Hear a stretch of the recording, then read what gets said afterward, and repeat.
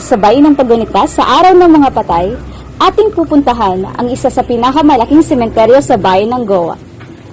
Ating tuklasin ang mga nakatagong kwento, mga kwentong ibinauna ating huhukayin.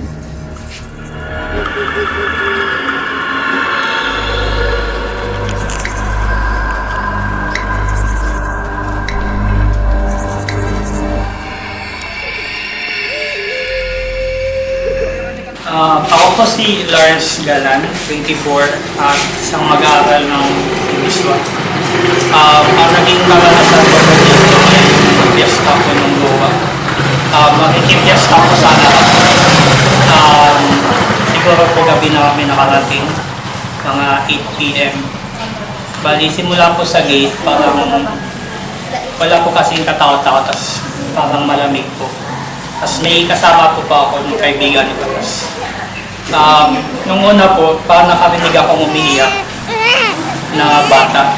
Tapos nung pakalagpas, bigla nagbanggit yung kasama ko sa likod na may narinig pa akong umiiyak na bata. Sabi ko, oo, meron ako narinig ko. Tapos dire-diretso na lang ako, pinulisan ko na lang yung pag-drive. Kaya, tapos pagdating namin doon sa bahay nila, doon ko na po pinito yung naranasan ko namin.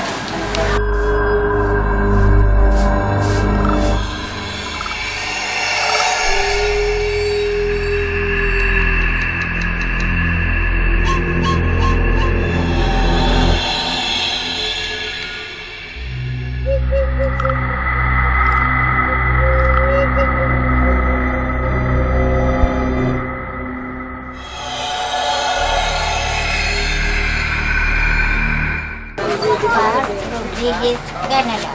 Pero ang taon ka na po? 88.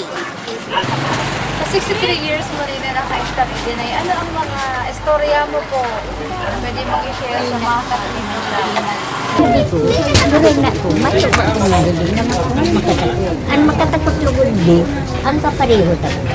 Ano katakot?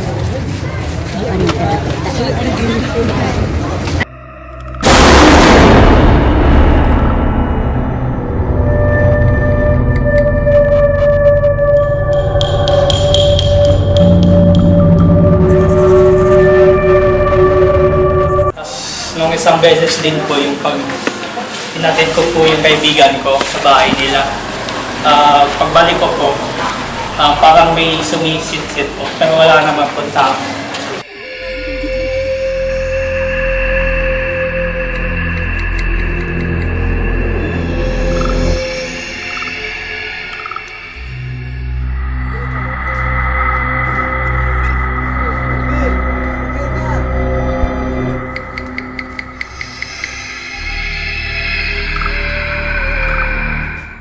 Or ka 2005 na nayaw ka digdig pirmi pagkis sa mga gadan, may kalaman na mati, may kaning ni makatakot. Anong masab kang kabaong dyan? Ha? O kabaong dyan may nay? Ano kaan? Ang dapat kaan ho? Itago sa day mahiling kang tawo. Ta po yan, ang makahiling kan siyempre makako, tahunakan may laog pa. Pero mayo naman. Mas siya kapag nahiling mong may kahon dyan, nakaharang sa agihan. Bagamat may iilang nakaramdam at nakarinig, ay may iilan ding hindi naniniwala sa mga taong hindi nakikita ng ating mga mata. Paalala lamang ito na ating alalahanin ang ating mga mahal sa buhay na yumaon na. Atin ding galangin ang mga katawan na nakahinlay na.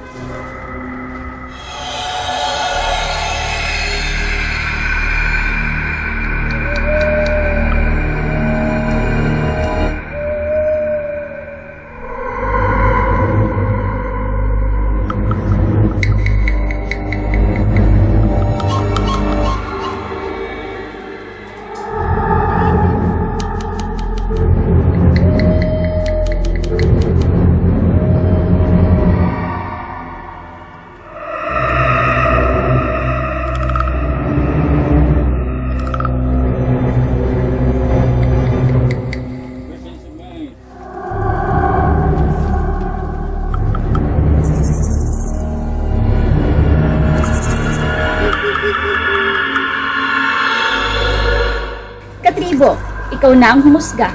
Ikaw, naniniwala ka rin ba? Anong kwentong sementeryo mo?